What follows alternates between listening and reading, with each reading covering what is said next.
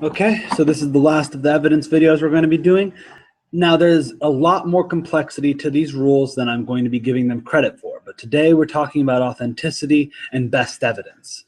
The reason I'm not going to go more in depth is because very rarely does AMTA bring in documents that have very clear authenticity issues or very clear best evidence issues. I've seen one best evidence issue in my 5 years doing this. There are some authenticity issues, and it happens, and there's a lot of really interesting stuff. Authenticity is a lot more interesting than you'd think it would be. But I'm going to talk about the general basics, and I want to give you guys the knowledge that this is where that stuff can be found when those issues do come up in future years. And in this case, there actually are some examples as well, things like authenticating Voldemort, but on the text message conversation, though it's not too difficult to do that. But let's just get a sense of what this says here. So to satisfy the requirement of authenticating or identifying an item of evidence, the proponent must produce evidence sufficient to support a finding that the item is what the proponent claims it is. Essentially, if you're claiming an item is a note written by your boss about the dangers of a product that he knew about, then you have to provide enough evidence that that document is what you're purporting it to be. Same thing with a set of text conversations. If you think that they're between two individual people, there needs to be enough evidence to support that these are between two people, because if they aren't between two people in the case, then one, it could be misleading, and two, it could just be irrelevant. So the reason it doesn't specify a specific standard here is because that standard is going to differ for every type of evidence and in different ways.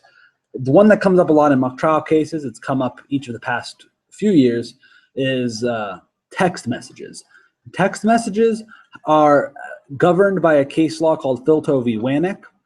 That's probably why you're coming here if you're looking for help with authenticity.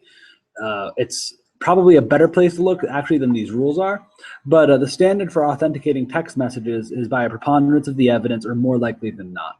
If it's more likely than not that someone wrote text messages or an email or electronic communication than anyone else, then it can be purported to be by that person for the purposes of admissibility. It doesn't mean it's good evidence, but if it's 51% likely that Hayden Durant sent that email, then Hayden Durant sent that email for the purposes of getting it in. But it's general here in 901A because there's different standards for different pieces of evidence in that way. So a couple different things is talked about.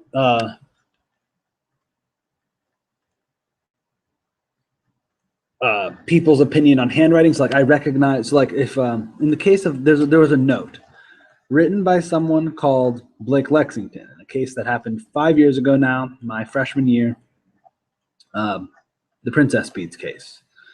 The note was seen and kept by the secretary, and the secretary could testify under 901B2 that she recognized the handwriting, and that was enough to at least lay some foundation for the authenticity of that document actually having been written by Blake Lexington, even if Tristan Frost wasn't there to see the letter written.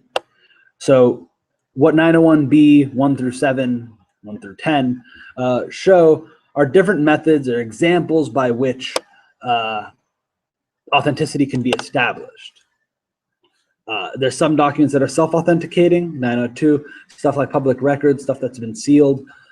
There's a ton of different exceptions, but to go into each of one of them when very few of them have ever been used in mock trial would be foolish. And it goes into, so that the 900s are authenticity and methods of proving authenticity, that a document is authentic. And there's something called best evidence. The best evidence rule is Rule 1002 and to a degree 1003. All this says is that you need to use the best version of the evidence available to you.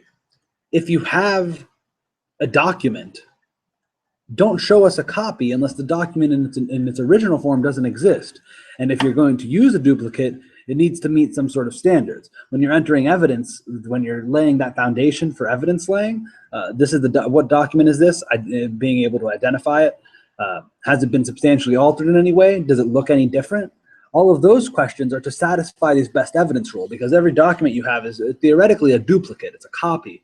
And if they're copies, then they need to be able to meet a certain standard for being like the originals. So That's 1002, that's 1003. They're called best evidence, and they're very closely related to authenticity, which is the 900. If you need more specific information, it's not an area I'm very well versed in because it's not something I've done very much. But I do know those rules generally, and I know where to look in case any issues do come up. And there's a lot of really interesting stuff. Last year we were using voice identification, which is here under 901 BC, B5 rather, I believe. Yeah, opinion about a voice. There's some really interesting stuff here. So you can look there for your authenticity questions. But hopefully that gives you just a general idea of what's going on. And I think that's the end of our rules of evidence. We'll be moving into case law and the law in Park v. Doran next.